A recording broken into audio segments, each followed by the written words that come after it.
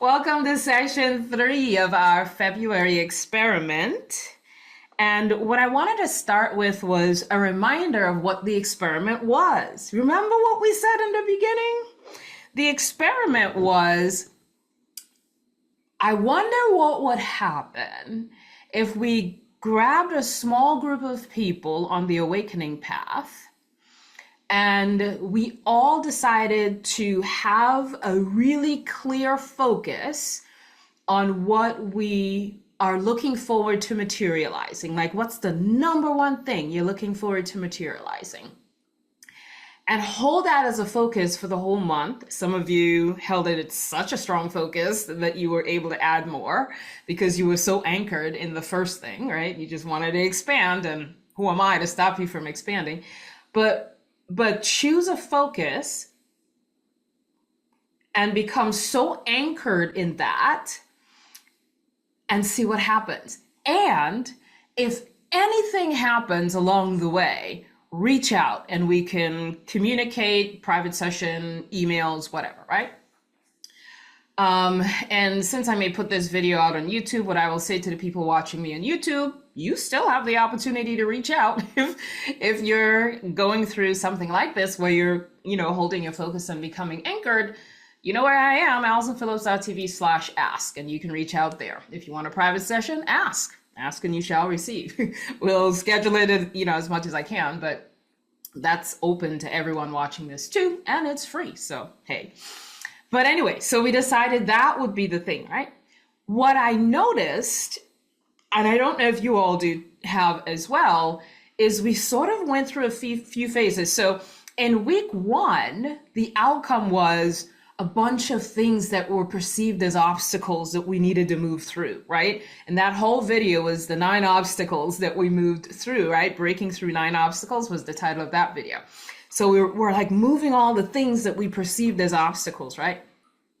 In week 2, this deep level of anchoring started taking place, where you all started asking questions about, well, now that I'm anchored in this new story, and it feels surreal to me, now these things are happening, right? So that's one sort of theme that sort of came out pretty strongly from week 2, and I was celebrating that. And then, of course, we talked about other golden nuggets that came out from that week, and that was the 7 golden nuggets video. This week, what I am noticing from the conversations that I'm having with each of you is not only are you anchored in your new story, you are becoming a whole new version of you. Some of you have already moved into a whole new version of you that's causing you to turn a corner. And I'll talk about what that corner is toward the end of our time here together, because when you started sharing with me how you're shifting and changing, that sort of inspired me to share my own stories about how I turned that corner as well. And I'm also, I think, I haven't thought this all the way through, but toward the end, I will also share how I'm turning a corner.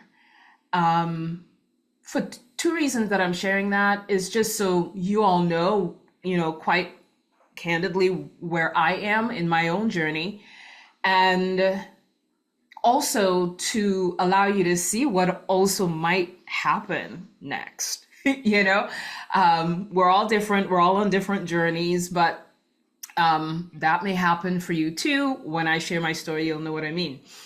And I'll end on the whole, we're turning a corner, right? But what I'll start with is a few themes that came up this week, sort of reinforcing some of the things that we have experienced so far and sort of deepening. I remember in the very kickoff video, the first thing that I invited you to embrace was just embrace that there is an endless buffet of processes, techniques, anything that would, help us align with whatever vibration we're tuning into. And I'm going to share with you another technique, process, call it what you may. And that one is how to allow old programming to fizzle out. And I'm going to take you into a brief process that may be really powerful for some of you. It's just another item on the buffet. For those of you who feel like, I feel like most of the time I'm really anchored, I'm feeling high vibe, and then a certain time of the month when the bills are due, when the this happening, or a certain time when, certain time when this person comes into my experience, and you kind of fall back into the old ways of being. I'm going to share with you a really powerful way to meet that and allow the old programming, because it's really old programming that's causing us to fall back, right? And how do we meet that old programming and allow it to naturally dissipate? So I'll share that along with some of the other things that I'm sharing here in terms of sort of deepening some of the themes and understandings that we've been so far. So that's kind of what's up today. So let's dive into one of the things that I wanted to underscore. So one of the themes that came up this week sort of felt along the lines of not realizing that you're thinking about the new story versus living from the new story. Very big distinction there. When you have a new story that you're anchoring into, you can spend a lot of time thinking about it. And yeah, you can get jazzed up thinking about it too. You can shift your frequency just thinking about it too. But it's way more powerful when you make a decision to live from that reality. Very big difference. When it's kind of what I shared about in the past, which is what I'm sort of cementing here.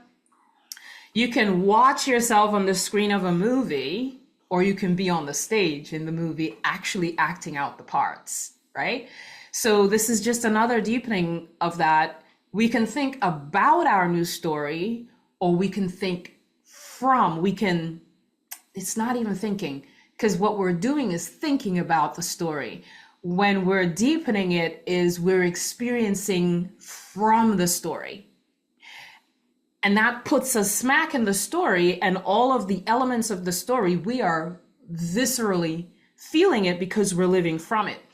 And as we put that whole new scene, new story on repeat, and we are viscerally feeling it, it starts to feel like we're living from it, as we talked about in our last time together. It does start to feel like we're living from it when we're walking through the day. It's one of the reasons that Joe Dispenza has a walking meditation. You can Google it search for it on YouTube. His walking meditation was intended because usually when he took people into that 7-day retreat, he's completely removing them from their environment. Nobody's calling them. They're not taking calls. They're not checking emails. There's social media fasting. They're just in a whole new environment. And they're meditating 4-6 hours a day. So they've left their old versions of themselves, literally, and their whole old stories, their old environment, and they're in this whole new environment. And because they're submerged in that for 7 days, stage 4 cancer is disappearing. People who can't walk are walking. People who can't see are seeing. People are manifesting $100,000 in a day. Yet it's all these things are happening because they've completely left their old stories. But what started to happen too is now they're out of the 7-day retreat, and old symptoms are coming back in their bodies. They're fearing that the cancer is coming back. They can't continue to manifest the money. All these things are coming up.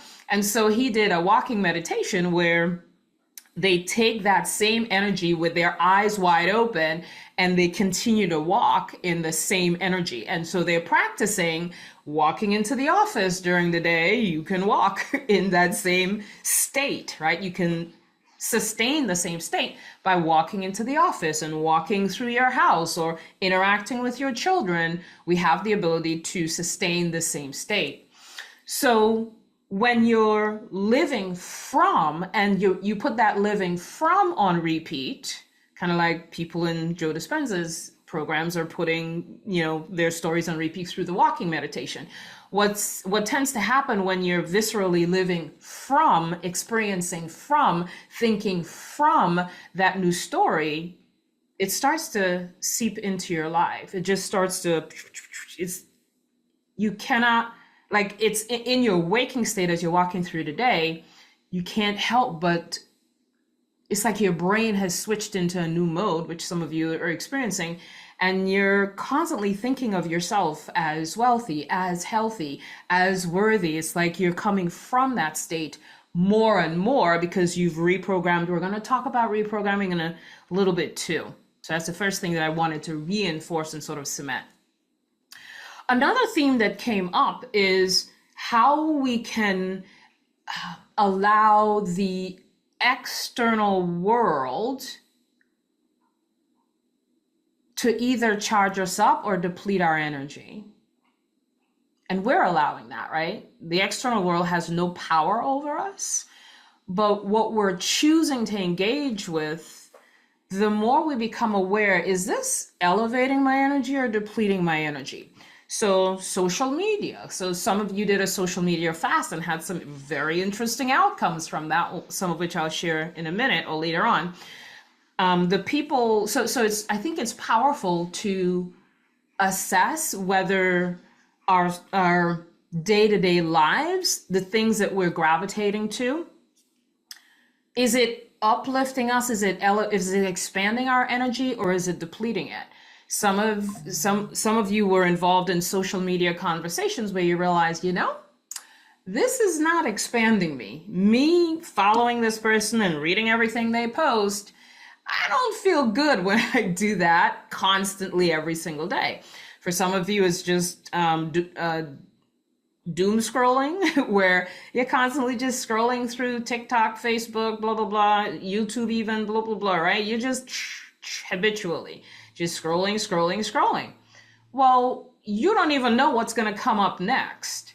So you're like leaving yourself completely wide open to whatever comes up next when you swipe, right?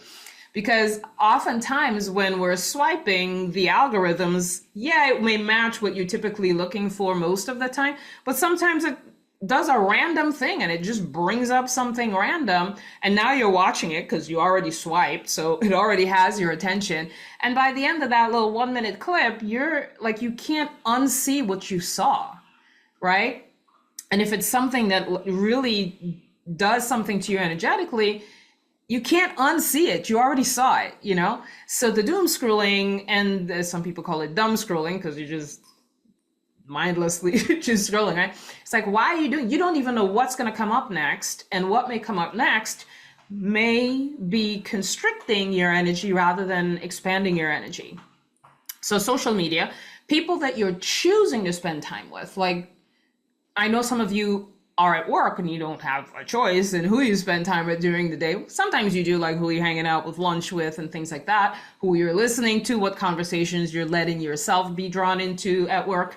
So that may be part of what we need to pay attention to. Like, why am I, just because they're sitting there doesn't mean I have to go be a part of that conversation. I know what they typically talk about, and it's usually energy depleting, so I'll find something else to do. So we have choices like that even in the people that we're choosing to interact with.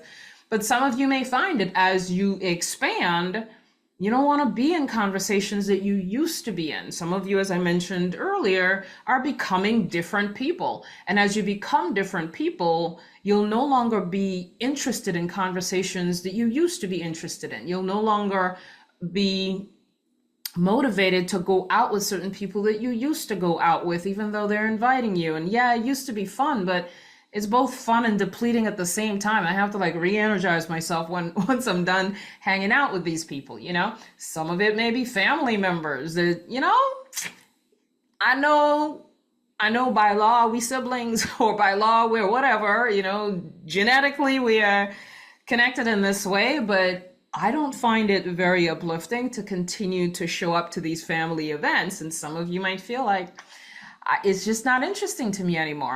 I'm just not interested. Conversations you're choosing to engage in may no longer look interesting, Or the mind is so used to it, right? You're programmed into hanging out with this person, having these kinds of conversations. But when you're done, you feel that a little energy depleting. What you're watching, and I'll share my own story. Years ago, I found that it was really difficult for me to watch any movie. And I can't watch movies anymore. Years have gone by since I've ever watched a movie. And what I noticed about me, everyone's different. What I noticed about me was for any movie that's out there, there's always a plot where something's happening, oh my gosh, this is happening. And then, right, and then you come out of the movie, right? And I noticed that whenever that dips, where it's like, because nobody's going to go to a movie where it's like everybody's happy straight through to the end. Like, it's very rare. There's always some kind of heated drama that draws us in and we're like, oh my gosh, what's going to happen, right? And then, of course, it ends well, or for most movies, it ends well. But I found when the drama part happened, I noticed about me that when I'm watching a movie, I am not present. I have left my seat and now I am completely in that movie that's on the screen. And I felt everything. I feel everything that's happening in the movie. So any movie that's set up to be dramatic, which is all movies, I can't, even in little Hallmark movies, those little Hallmark movies, they always end well. Everybody's always happy at the end. Even those, when it dips into the drama and the thing that's not working out, I know it's going to work out. It's on the screen. It's a movie, but I'm feeling it so intensely that when the movie's over, it takes me literally 2 to 3 weeks to flush that whole scene out of my system. And it just became really difficult for me to not take those dramatic scenes into my day-to-day life. I would start dreaming about it. I would be doing the dishes and I'm like, oh, that was a really tough part of that movie. Even though I know it's just a movie on screen, for some reason, the drama part of the movie was too much for me. And it continued to be that way. So I cannot watch movies anymore. I can watch documentaries, but if I'm going into it knowing that there's going to be a really horrible part of the documentary coming up, I can't watch those either. It just feels it's too much for me. So I share that story to say this. I assessed for myself that watching movies were no longer effective for me. It wasn't not effective, but it just took me out of the energy so much that I had to work my way out of the energy 2-3 weeks after having experienced it. So now I know I can't do Netflix. I certainly will never be doing the news, right? But dramatic movies and all these different things, it just doesn't work for me. So I haven't watched a movie in I don't know how many years. So I just wanted to share that to sort of underscore that it's beneficial to pay attention to what your input is on a day-to-day basis, what you're taking in. Sometimes even you're watching a video on YouTube and now you're all in the drama in the comments. Who's arguing about whether the person said what the person said is right or wrong and who believes what versus what, right? Now you're in the drama under the video, right? And what is that doing to you? Is that depleting your energy or is it elevating you? Is it expanding you? Is there some constriction happening? And you can't unread what's happening. Is once you start reading and you're in the drama, you're in it, So I think it's important to assess for ourselves what kind of input, what am I taking in on a day-to-day basis? Because as we've talked about before, it becomes really difficult. It becomes more challenging to anchor into a new story when you still have input from the old you happening on a constant basis. So it's beneficial to assess, am I still allowing the old input from the old versions of me in? And that's sort of pulling me out of the energy of my new story that I'm, wanting to be anchored into. The third thing that I wanted to talk about is, allowing old programming to fizzle out. So let's remember why we're putting a new story on repeat. Why is that important? For a few reasons. One, we're giving our minds something different to think about. Because the old programming is, I'm going to run out of money. I'm not healthy. I have to worry about what the doctor said. There's all these old, I have to worry about what my family says. I'm being judged by this person. I feel unworthy. That's the old programming, right? So having a new story allows us, gives our minds something else to focus on. So, there's a new story to focus on. So I don't always have to just default to the old programming. So that's one reason. The second reason is very scientific. When we have an old story, we have old programming of the neurons in our brain. So our brains are, when we have an old story on repeat, I'll use my own self as an example in a minute. But when we have an old story on repeat every single day, every single month, the same time every month, every time you visit a family member, right? We have this old story on repeat. Whenever we put anything on repeat, there are neurons in our brains that's connecting and forming, right? These connections in our brain.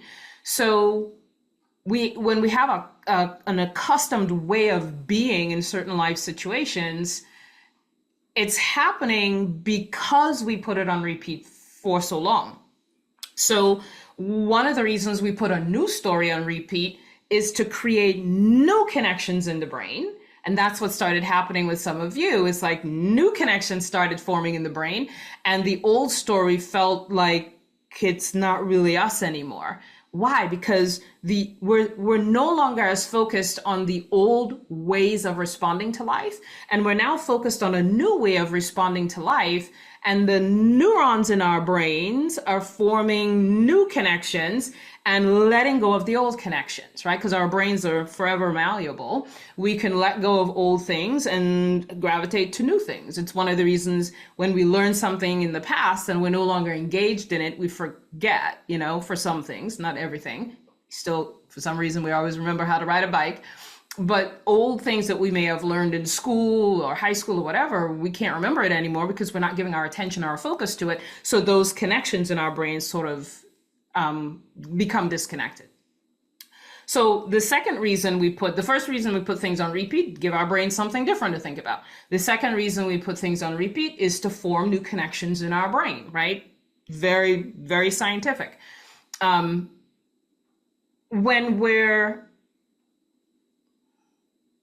The third reason is we're anchoring into a new frequency that matches what we're looking forward to materializing. Plain and simple. New energy that I'm walking with because I'm now focused on a new thing, right? So what happens is sometimes in our lives, why does it feel so hard to let go of the old story? One of the reasons it feels hard to let go of the old story, and I'll use my own life as an example. So when I used to have a mortgage, and I've shared this in the past, when I used to have a mortgage, the 20th, 22nd of the month, I'm starting to worry. Am I going to have the money for the mortgage, or am I going to have to dip into my savings, right? And there was an old programming that kicked in on the 20th, 21st, 22nd of the month that said, time to worry, right? I did that on repeat every single month so long that the connections in my brain said, hey, it's the 20th, it's time to start worrying, right? And my brain, without even having anything to worry about, my heart starts racing. Would I have to dip into my savings? And then my savings would run out and then I'll die, It's like our brains go all the way out, right?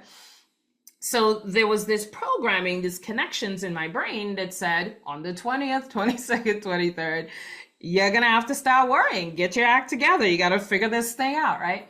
So we don't realize that the patterns of worry is really neurological as well. And so it's just kicking in at the time of the month where it typically kicks in, or at the time that you're about to go see your sister that you always get into a fight with, or at the time where you're going to go see the doctor about some ailment you've had for years, right? It's like it kicks in, the worry kicks in, the way of being kicks in, because we've thought about it so much that there's a very strong connection in our brains, right? Neurological connection in our brains. So the shift that we can make, which is the new technique or process I'm going to share with you now. Let me just open this up. If we know that the old connections that's formed in our brains can be let go, we can help our brains let it go by doing whatever, right? And we've talked about a lot of different techniques or processes. I'm just offering a new one here today. So when it came to that time of the month where my brain is programmed to worry about whether I have the money for the mortgage or not, I could potentially say, I know I'm aware now. This is old programming. And I can choose to help my brain let go of that old programming by choosing a new focus, by doing something different, right? So that I'm not reinforcing the old connection. So every time we respond in the same old way, right? Every time the 20 seconds showed up and I went with worry, like my mind threw me a thought and said, you should probably double check that your money's actually there. And I'm getting anxious, I'm worrying, is it gonna be there, right? Every time I say yes to that worry, I'm strengthening the neurological connection that says this is the time to worry.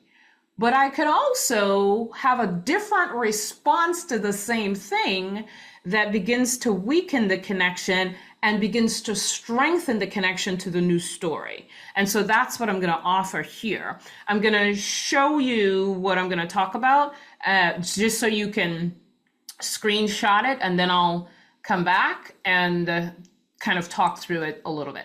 So I'll put it up for screenshotting now.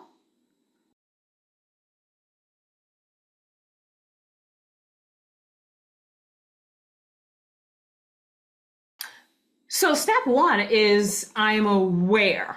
Doom, you're back. Remember that? I'm aware. Isn't it interesting that a thought from my old self is arising? And the emotions that we're feeling is always triggered for the most part. Sometimes we put our emotions on autopilot too, but I would say for the most part, it's triggered by some thought. Some thought came up and said, 20th of the month, time to worry. Old programming is kicking in. Those old connections are still there, right? So first we begin with awareness. Well, isn't it interesting that this thought is coming up from my old self? This thought is arising from my old self, right? Because I have a new story now that I'm identified with. This old thought is identification with my old self. So that awareness is clear. Oh, this is coming from my old self. The second step is disidentifying with the old state. And here's a powerful statement that we can use. Even though this thought is arising, it's just a thought. It has no power. It is not who I am anymore. That's powerful. It's not who I am anymore. It's just old thoughts from past vibrations, which means they're really not relevant. There's no value to them now. They're just old thoughts from past vibrations. My new state, my new frequency, my new story feels more valuable to me now. That's a powerful way to put it. You know what? This is all coming from the old me. You know what feels more valuable to me now? Is my new story and my new state. That feels more valuable and more interesting to me than past vibrations and past thoughts that are arising from my past vibrations. So now you're pivoting to, I'm interested in what's more valuable to me now. What's more valuable to me now is my connection to the new story. And because you know that's more valuable to you now, and the old thoughts are no longer as interesting, now you're choosing a new interest. You're saying this is more valuable, therefore the old connections in your brain are starting to fall apart because you're not as interested in them anymore. It's kind of like learning something when you're in high school. I'm not interested in trigonometry, It's like, I don't even know what that was. It's gone. It's out of my brain. Unless you're a mathematician or something and it matters now.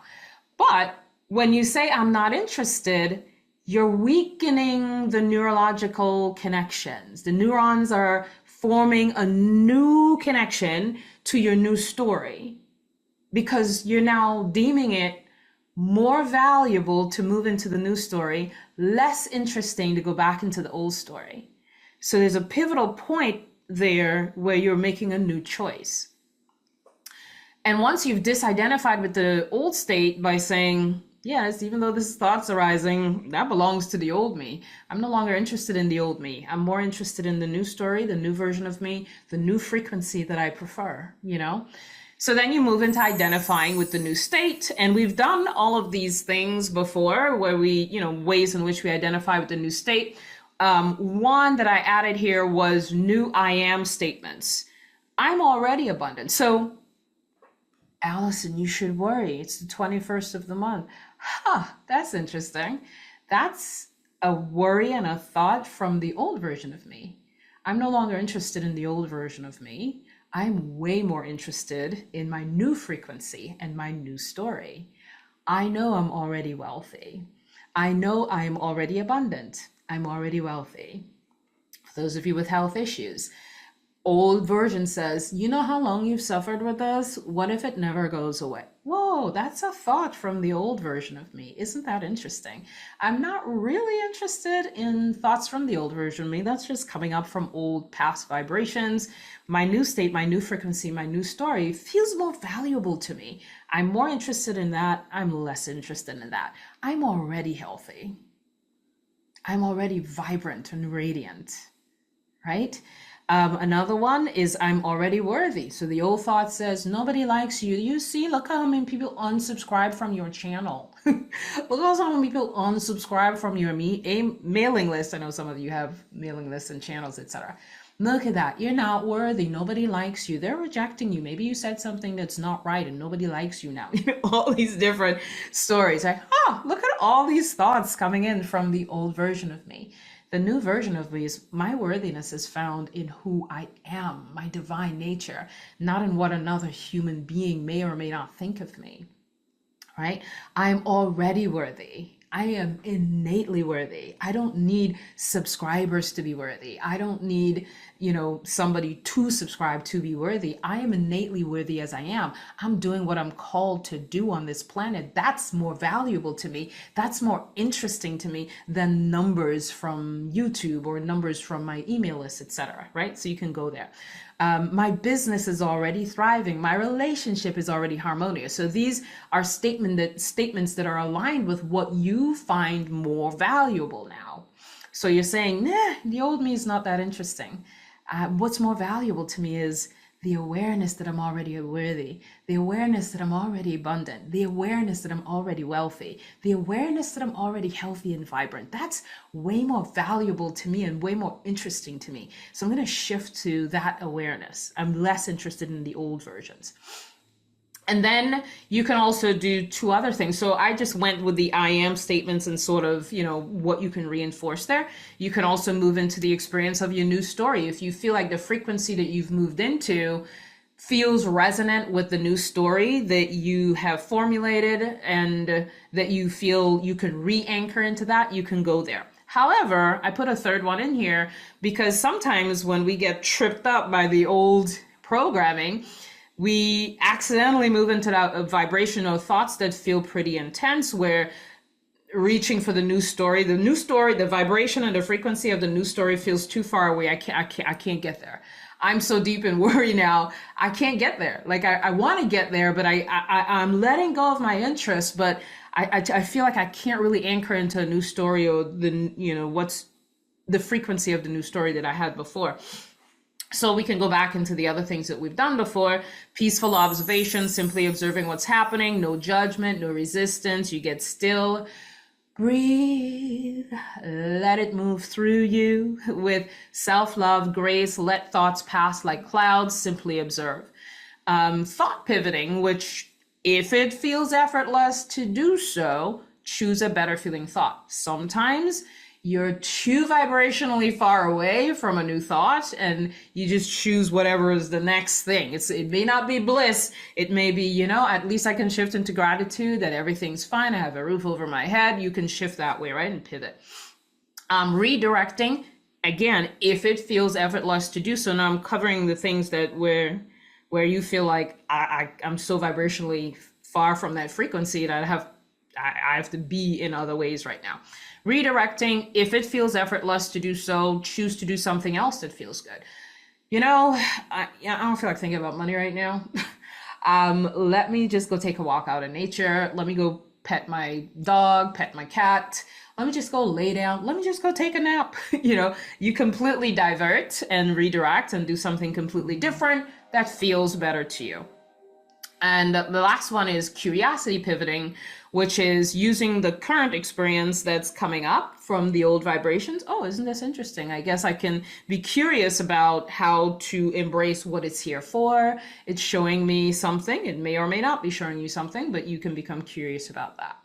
So that's essentially what I had to offer in terms of another way to allow the old programming to fizzle out.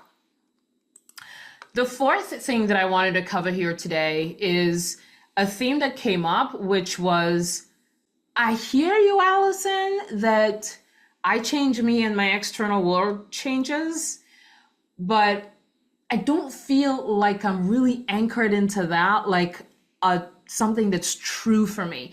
I have this story coming up here in terms of money. I have this story coming up here in terms of health. I have this story coming up here in terms of family relationships. And I know if I change, like intellectually, I know if I change me, my external circumstances changes, but I want to sit and really feel like that's true for me. I want to feel more sure-footed and more anchored in that truth, right? So that came up a few times. What I want to share is sort of how I see the world that makes me pretty anchored in that truth. One is, and this was one of the invitations in the kickoff video, is I'm inviting you to accept the nature of this reality. And that invitation was around, are you willing to believe that indeed you change you and everything out there changes? So for me, I am anchored in the belief that everything starts here. Within me, within my awareness, my expectations, my assumptions, my beliefs, the thoughts that I have on repeat, I know that those things is what's creating what's on the stage of my life experience. And I call the stage of my life experience everything that I'm experiencing out there in the world. How people are reacting to me, what happens when I interact with the same person who I always have a conflict with, what's happening within my body. Everything starts here. The script was written with my assumptions, my thoughts, my perceptions, and what I deem to be true, my beliefs, right? The script was written from within me. It's just getting acted out on the stage called life out there that I'm witnessing, right? So the external world is the stage. So whenever somebody comes to me now and says, I have this issue with my mother, or I have this issue with a child, or I have an issue with my sibling, and they're wanting to talk about the stage, I'm wanting to talk about, well, let's talk about how you wrote that script, because dang, that's a powerful script to have written. Yeah, that's an interesting script to have written. So let's go in here and see how you wrote the script so that you can adjust the script, alter the script. You're the director of your life. This is the writer's room where the script happened. So let's go in here and see how you wrote that script and alter the script from within you. You don't have to worry about what's happening out there. You alter the script that's happening within you, and the players on the stage start to change to match who you have become, right? What I learned this week, though, in having this kind of conversation with each of you is that it really does depend on where you are in the writer's room. So if I'm talking to two different people that's trying to rewrite a script around money, it's like, oh, money on the stage looks like this. It's always running out, you know, I can't seem to, you know, it's just moving through my fingers and I keep running out, or I just seem to always be in lack. I've not actually had enough money for years, right? That's the stage. That's what's happening on the stage, right? But what I noticed is I can have two people who want to write a different script around money in here, so that what happens in their external world begins to shift. But it really did matter where they were, how they wrote the script. It was really personal to the person.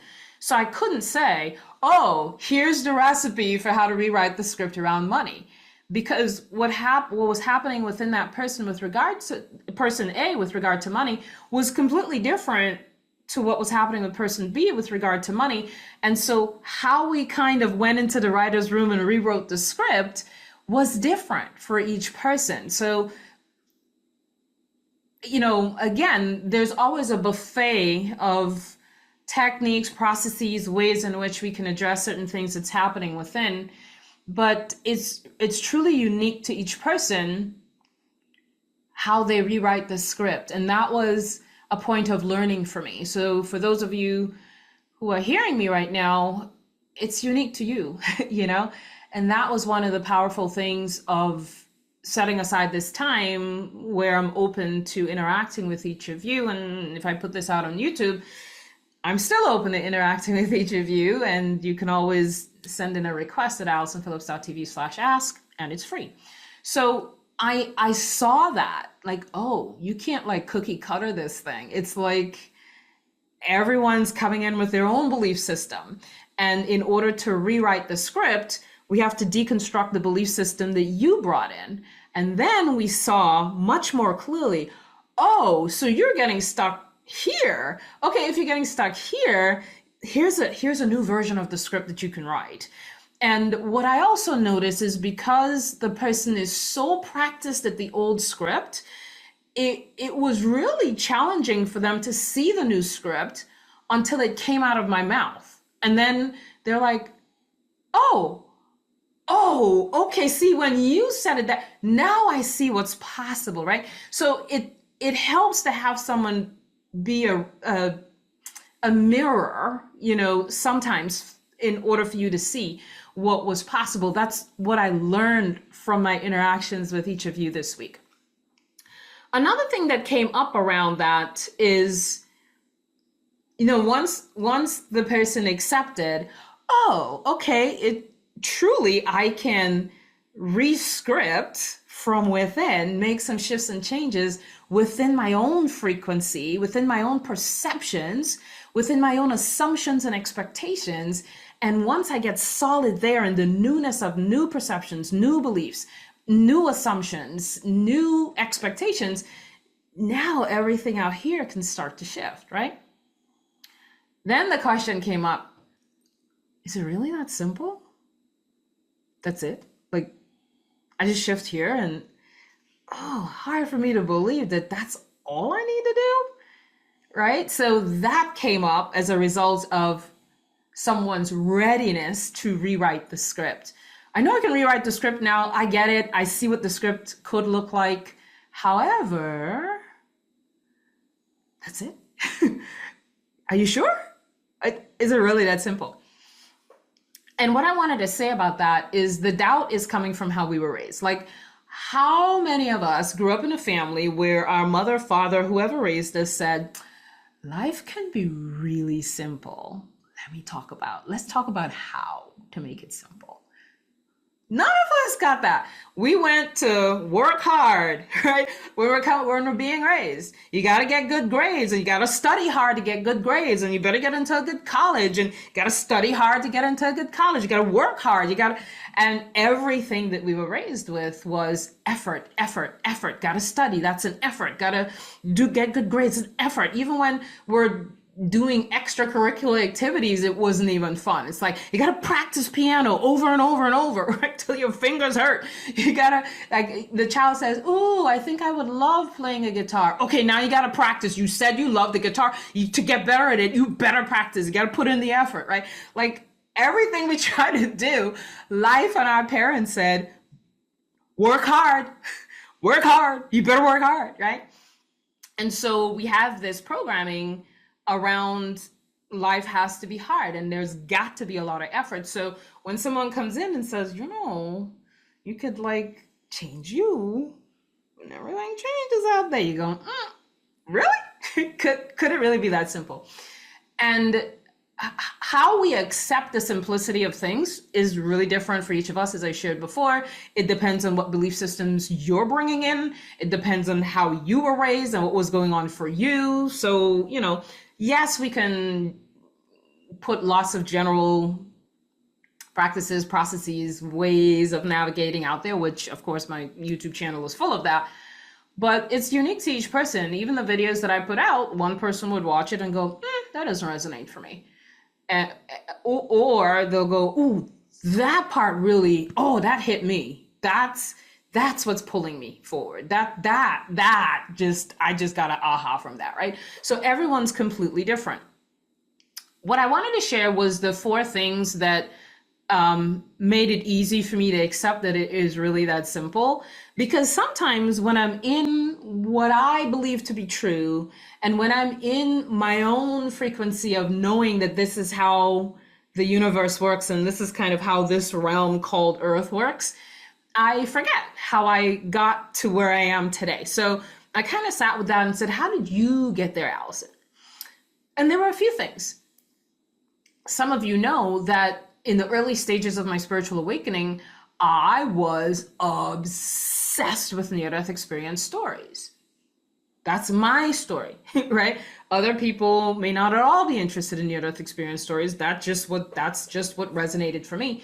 So I watched thousands of videos, at least hundreds. It's got to be at least 1,000, because I was watching like 5-6 videos a day for like 2 years. And I know that left an impact on my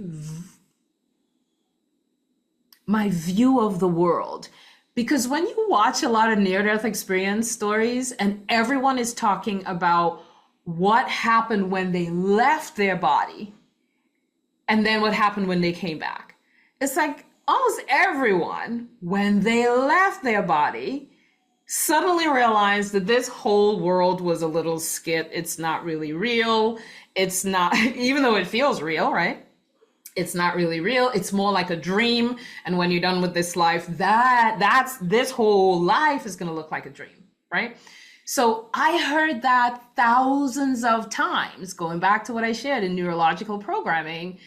I had neurons forming around that. I have a really tight connection in my brain that was formed from watching near-death experience stories over and over and over and over and over and over and over and hearing the same thing over and over and over and over. Life is just a dream. None of this is real. It's like, you're not your body. Like, all of those themes were repeated to me thousands of times.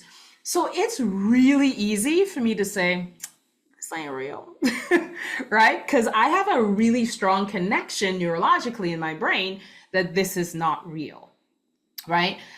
So that's one of the anchors that happened in my life without me even realizing it. It just kind of formulated from my own interest. And then I met Trevor Blake. Some of you may have been around when Trevor Blake and I were doing webinars. And Trevor Blake wrote the book, 3 Simple Steps. And when I was hanging out with him for, I think, 1 or 2 years or so, I can't remember how long it was, I just met him from randomly. I read his book and then tracked him down, saw that he had a blog online, and I wrote to him and I said, I'd love to chat with you. And that's kind of how we connected. He said yes. And I was like, you know how when you put people up on a pedestal because they wrote a book and you think they're probably not even reading your emails when you send it in, right? And he wrote back and said, yeah, let's do a webinar. And I'm like, oh, okay. And then we ended up doing more webinars and stuff like that. But when I was hanging out with Trevor Blake, I got so interested in quantum physics. Why? Because he was interested in quantum physics. And I became a lot, like, very curious about what was happening in the quantum field, you know? And I was just very, very interested in that. That repetition, when I was interested in quantum theory and quantum physics, quantum mechanics, quantum physicists, right? That cemented in my mind that, oh, there's parallel universes. There's multiverses happening here. What's happening here that I can physically see is one of many different possibilities. And because I kind of went into the different experiments that they did in quantum physics, it sort of convinced me that this reality that we think is one, you know, like it's three-dimensional, right? This three-dimensional reality is only one of many. And even when I'm here, there's another version of me somewhere else. And there's another version of me somewhere else. It's like multiverses happening at the same time. So because I had that awareness back then and sort of spent time sort of digging into that, it's very easy for me to accept that all realities are here right now. I'm infinite and all realities are here right now. So it's very easy for me to formulate that deep connection with that. That's cemented within me. The deep contemplation that I did every single day really deepened my awareness that I'm an infinite divine being. I'm not a body. I am not a body. I am so convinced that I am not a physical body that when I go into what's possible, I am thinking from the fact that I am one with source. I'm not a body. Whereas a new person to this sort of teaching is thinking from their body, and they're like, I'm coming up, I, the human, is coming up with a story that I, the human, can connect to, right? I'm coming from the place when I think of possibility, and when I think of a desire that's arising within me, I am instantly in, it's possible because I know who I am. It's not possible because I can put something on repeat. It's not possible because there's a process I can use. It's possible because I'm not a body. That's why it's possible. So I'm coming from that state. That's where I'm anchored. So I have a thought about something that's possible. I go, well, of course it's possible. I'm not a human. So it's possible because I'm an infinite being. That's possible because I'm infinite. Right? That's possible because I'm a divine being. That's possible because everything is possible if you are truly source, right? And I'll talk a little bit more about that in terms of us turning a corner.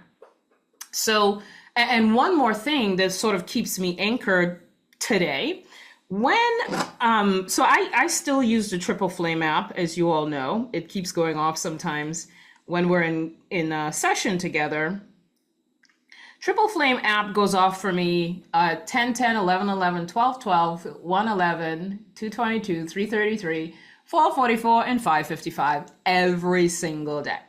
So every single day I hear this.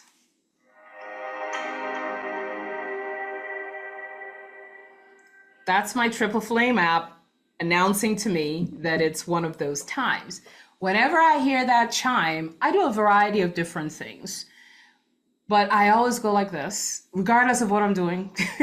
I'm not saying this is what you have to do. I'm just sharing with you kind of what my experience is. So I usually just put my hand on my heart. And if I'm in the middle of something like cooking, I can't leave the stove, whatever, I just get very fully present to what I'm doing. But what I want to share with you here that keeps me anchored in this is not what we think it is. You know, it's like none of these things that's happening has any meaning. I am not any of these stories that are playing out in my life. It's just stories. And this isn't who I truly am. I am not even a body. Like what keeps me anchored there is because at least once a day when the Triple Flame app goes off like that, that's where I go. I leave this realm. And I say things to myself, because when it goes off, I go to the Triple Flame app and I turn it on for 5 minutes, right? So let me go there. I'll do a little bit of it. So y'all know the Triple Flame app, right? So let me just turn this up a little bit. Start. So this is playing for 5 minutes, right? And I go, let me up band that high. So that's playing in the background. I go, I'm infinite. I'm not any of these stories. None of this is real. None of these stories that I'm playing out are even real. They're not real. I'm not any of this. None of these stories actually have any meaning, except for the meaning that I give it. I'm not this body. I'm infinite. I live beyond this body. There's a greater intelligence animating this body. I am not this. I am not any of this. I'm infinite. I'm so grateful that I know I'm infinite. There's so much more happening here than I could ever be aware of. I don't know what any of this means. Whatever meaning I'm giving it, I just made it up. I'm infinite. I'm not this body. I'm not this body. I'm so grateful I'm not this body because it shows me who I can be while I'm here. I'm so grateful that I can tap into my true state of being while I'm here. I'm not any of this. I'm not a mother. I'm not a sister. I'm not a body. All of these are just stories that I came to move through, to learn from, to grow from. I'm not any of this. I'm not any of this. And because I'm not any of this, I can tune into who I truly am. I'm one with Source. I am one with all that is. I'm not any of this. None of this is me. None of this is me. Who I am lives beyond this realm. This life is so short.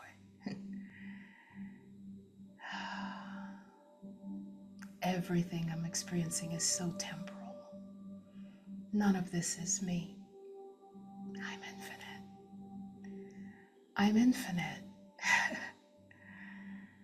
All realities are here right now. I have 100% access to everything. I am one with all that is right now. I'm infinite. I'm infinite. I'm infinite. I'm infinite. I'm not this. This isn't who I am. I'm infinite. I'm so grateful that I have come into the awareness that I'm infinite. I'm so grateful that I can live my life from this awareness. I'm infinite. I'm not this body. I'm not any of these stories. I'm infinite. Infinite is who I am. I'm so grateful to know this. I'm so grateful to live from this awareness. I'm infinite. I'm infinite. Whew. I went all the way into that. Oh, okay. This happens every time I go there. Every time I go there. And I left this world for 5 minutes. It hasn't even been 5 minutes there. But I left this world. And if you do that every single day, as I do, you don't have to. This is just my path. It may not be your path. But when you're able to leave this physical world, like I left Earth as my eyes were closed and as I was affirming those things. And I just affirmed out loud what I'm usually quiet. Sometimes I am speaking out loud, but I leave. I'm not any of this. and I'm not connected to all the drama, all the stories, who I am as a mother, how I failed as a mother, how my child doesn't appreciate me, there's no money in the bank account, like all of that just is lifted. And a lot of times what I'm sharing with you comes out of those. So sometimes I'm quiet and I'm just moving into that awareness, and I move into the greater intelligence that I am. And as that's coming through, as I'm anchoring in that truth, all of a sudden I'll get an idea for what to share with you. This whole February event came out of one of those moments where I was just anchoring in my infinite state of being, not being here in this realm. So every single day I get a reprieve from Earth. Not that you need a reprieve from Earth. I'm not running away from anything. I just enjoy reminding myself of who I truly am. And the Triple Flame Out has been an amazing part of my journey, where now I use it for this as well. So that completes the fourth thing that I wanted to talk about today, which is how do I deepen my I change me and my external world changes. We talk about, what that means and sort of why it can get so deep for me. Now we're going to end by turning a corner, 5, 6, and 7 that I'm going to go through today. One of the things that came up was someone who did a social media fast, and then she went back to someone that she is subscribed to on YouTube that talks about manifesting. And she wrote in and said, all of a sudden, listening to that person felt silly. Like the whole notion of manifesting felt silly to me. What was really happening there is when people talk about manifesting, typically, they're saying, here's what to do to get what you don't have yet. And when you're anchored in, it's already done, it's already here, and you're feeling it at a really deep level, you're viscerally anchored into that. Hearing somebody say, here's what to do to manifest what you don't have yet, can feel silly. And so some of you are turning that corner where if you did a social media fast and you went back to social media, it may not, you've changed, you're in a whole new frequency. You're experiencing things in an entirely new way. So it will sound silly to your ears. I'll share my own story on that. As you all know, I walked away from my old YouTube channel. I think there's still 4,000 people subscribed. I haven't said a thing in 8, 9 years over there, but people don't typically pay attention to what they subscribe to. But one of the reasons that I couldn't keep doing what I was doing was back then I was excited about the law of attraction. I'm like, what other process can we talk about? Here's 3 steps to blah, blah, blah. One of the videos that went viral, well, not really that viral, I think it was 100,000 views or something, was the one where I said, what was it? 3 ways to know that your manifestation is underway, something like that, right? Everybody came straight to that video. Well, how can I tell my manifestation is underway, right? And I was all up in that kind of thing. It's like the law of attraction was sizzling within me. I was like really excited to talk about that. And then I woke up one day and I was like, oh, so the law of attraction basically states, however I'm being, that's what's happening, right? However I'm being, that's what's happening. So it felt silly to keep talking about it. It wasn't as exciting because what happened within me was that it was normalized. It wasn't this fascinating thing that we can, oh, look, it became normal. It's kind of like me getting excited talking about gravity. Like, I can't do a video where I'm like, y'all, the furniture stayed on the ground in my living room. Gravity is working. It would seem silly to you. You'd be like, yeah, that's called gravity, Alice. I'm like, what? Why are you doing a video on that, right? And that's what it felt like to me, because the law of attraction and the way the universe works became normal within me. I had practiced it enough. I had talked about it enough where it's like, oh, so this isn't a big deal. It's like whoever I'm being, that's what's going to happen in my life. That's how life happens, right? Now I have a deeper understanding of how, I change me and my world changes. That's deeper within me. But back then I was like, I can't get excited about this anymore, y'all. I just know that we're always manifesting. Like back then, manifesting was a thing that I thought about that manifested, right? And then I became aware that we're always manifesting. That's just the nature of this reality. And so I was like, oh, so what are we doing then? And it fizzled out. It became uninteresting to me to talk about manifesting when we're manifesting all the time. And it became uninteresting when it felt normal for me. Like, oh, so pretty much in this realm, however you're being is, what life reflects back to you. And the normalization of it took the sizzle out of it for me. And I was like, okay, bye, see you later. I don't want to talk about this anymore. And I left, right? What I want to share too, another thing, I'll share another thing that's shifting for me in just a moment. Or should I share that now? Let me go to this other one. So the other thing that's shifted for a couple of you is the experience of neutrality. And this is where some of you are turning a corner.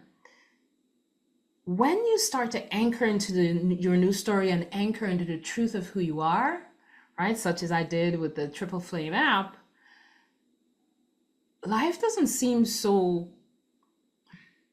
captivating. And contrast no longer feels so captivating.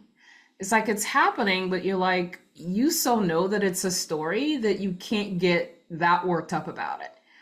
And I had a couple of you where you noticed that you couldn't react to a situation that you would typically react to with upset or anger or frustration or anxiety or whatever. It's like you suddenly started noticing, I didn't react. What's happening? And some of you had the experience of, am I suppressing things? Like, is this right? Like, how am I like not at all triggered by that? That used to trigger me so much in the past. What's happening is you're becoming more normalized in who you truly are. Earth and the events of your Earth life don't seem that triggering anymore. Now, I'll tell you what happened for me. Some experiences became like, it's kind of like my experience with my mother. It's like, all right, she's upset. Big deal, right? I didn't feel triggered by that. I felt very neutral in that moment. As she was like, I was like, I was not triggered, right? But there could be other circumstances in my life where I still am being triggered. So just know, even though you're turning a corner, some of you, that don't assume, well, you could assume, I suppose if you assume that it's true for you in all areas, it could be true for you in all areas. But don't be surprised if one area feels like, doesn't matter to me, and another area feels like, oh, I'm still being triggered. I thought I was neutral. Now I'm being triggered. I do feel upset, Don't get hard on yourself about that. But I will say that more and more of life, what I'm experiencing now is that even though there can be some triggering, it feels like I'm watching myself get triggered. It doesn't feel like I'm getting triggered. It's hard to describe in words. You can just watch yourself do your human thing and you're not as intoxicated by it. You're not pulled in by the story. The story doesn't feel so magnetic that you're drawn into the details and the drama, and right? Some of you are becoming more and more neutral, and it's surprising you. You're questioning, am I suppressing my anger? No, the anger just isn't there. Now you can check in with yourself to see if you're suppressing, but what I saw from the stories that you shared with me is that, you're becoming a whole new person. You're just becoming very neutral in respect to life. And it'll probably get more and more so the more anchored you are in your new self. Like for me, I'm walking through planet Earth now and everything looks like a story. This happened. Oh, it's just a story. Contrast looks like a little bubble of a little story that's playing out. And I move through the contrast and, some emotions might come up or whatever, but I regard all emotions as temporal. I'm not going to stay there forever. So I'm just move through it. I regard all experiences as temporal. So this contrast that's blowing up right now, that's just temporal. It'll come to an end. It's just another story unfolding. Oh, this is another chapter in the book. Okay, great. So the more you regard this earthly life as more as just a series of stories that isn't who you truly are, it's just a story and a storybook and just stories that are playing out, the more you're anchored in that way of perceiving, the more neutral you can become regarding the things that used to be triggering. Because, somebody tries to judge you and you're like, oh, I guess they're in their story, which has nothing to do with my story, So, and I'll share another thing about that too. But you watch somebody try to judge you or try to belittle you or try to do whatever because they're in their world doing whatever. And you're like, oh, I guess they're in their story.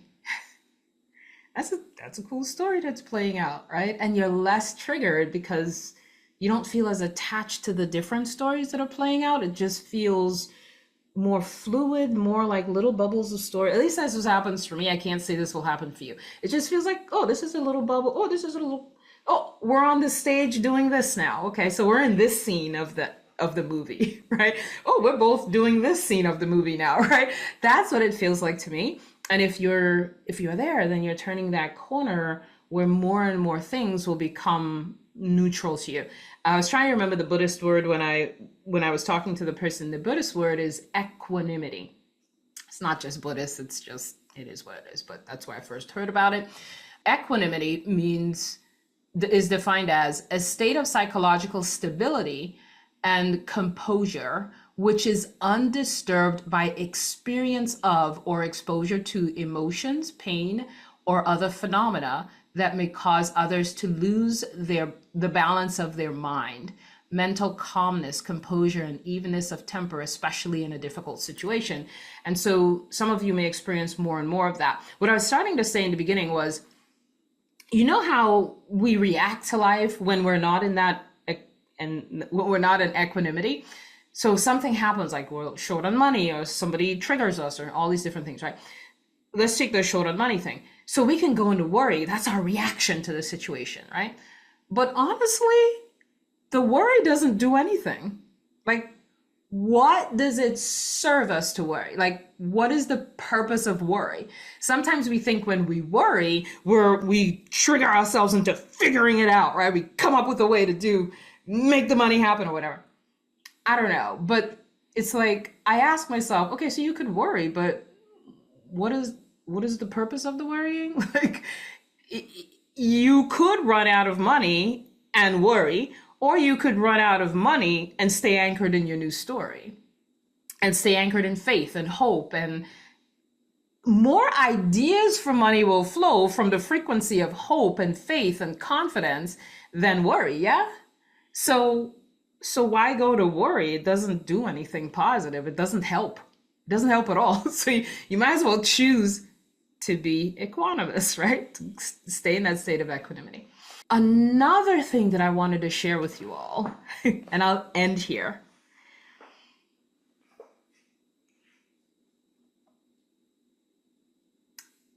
This is another way in which we can all turn a corner, and it's happening for me, even though I feel like I'm in the ebb and flow of it. Like, it's not 100% what I'm about to say, because I'm in two worlds, as some of you have experienced already. I already know, much like my old YouTube channel, it feels like there may come a point in time where exactly what we're doing in this February event will sound silly to our ears. And here's why. if I truly am one with all that is, and some of you have already experienced this, we've had conversations.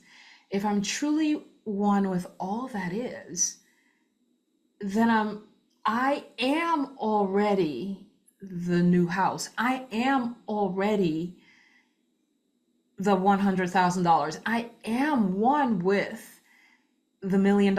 I am one with whatever I can conjure up as a material, earthly world reality. If I'm already one with that, then there's no need to put anything on repeat. So what's happening for me now is that that's where I'm turning a corner. But I say that I'm sort of ebbing and flowing because it still feels exciting to me to focus on something and watch it materialize. It still feels exciting to me to help someone get so clear on something they're looking forward to materializing and then watch them shift and change and become different people. Like, that's exciting. It feels exciting. It still feels exciting to me to focus in on something very earthbound and then watch it materialize, right? Watch me change my state, feel the change of state within me, and then watch what materializes from an earth perspective, right? A very earthly thing materializes, right? So that still feels exciting to me. And I can feel myself laugh at that sometimes. There are times, it's kind of like where there was a point in time where visualization was very intriguing for me and I wanted to do it, and the vision board, and then I sat down one day and I'm like, that doesn't resonate for me anymore. I don't even see why that's necessary. And so there are times in my life now where putting something on a repeat feels a little silly to my ears. And I want to be candid about that, because if you see me turning a corner, that is where we're going. You all may also turn a corner.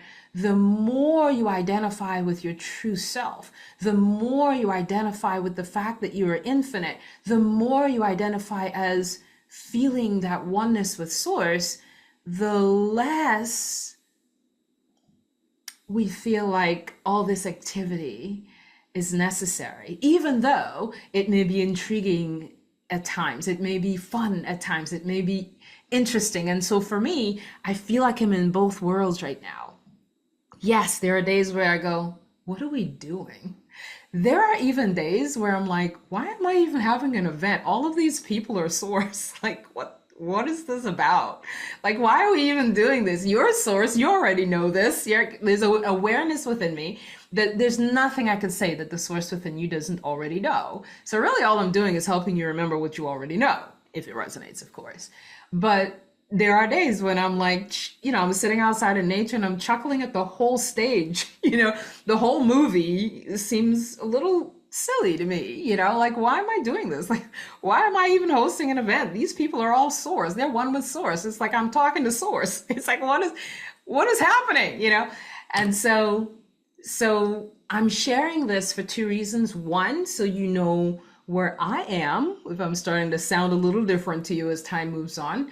And also to let you know that you may also have that experience. The more you let go of these earthly constructs and you start to recognize and accept that there's no separation between you and the source that you are.